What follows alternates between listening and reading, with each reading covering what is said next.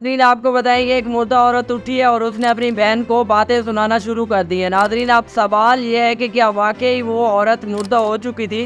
क्या वो मैयत बन चुकी थी और वो फिर दोबारा जिंदा हुई है या कोई और वजह है इसके पीछे? तो नाज़रीन आपको बता दें कि ये वाक़या पेश आया है मिस्र में, जहाँ पे एक औरत मुर्दा हो चुकी थी। और आपको पता है कि जब वो कहीं पर भी फौतगी होती है तो रिश्तेदारों और अहले खाना को भी बुलाया जाता है। तो नाज़रीन वहाँ पर भी उसके रिश्तेदार और अहले खाना इस गम में शरीक हुए। और जब उस औरत को होश आया तो सबको देखकर हैरान रह गई और इस बात पे गुस्सा किया कि इन सब लोगों को क्यों यहाँ पे बुलाया, और अपनी बहन पर गुस्सा निकालने लगे। नाज़रीन इसके पीछे बड़ी हकीकत ये है कि ये औरत दोबारा ज़िंदा नहीं हुई, बल्कि इसकी हकीकत ये थी कि औरत ज़ियादत की मरीज़ थी, यानी कि वो एक मर्द है, उसकी मरीज़ थी, जिस वजह से वो कमज़ोरी और उस मर्द की शिद्दत की वजह से वो कोमा में चली गई थी।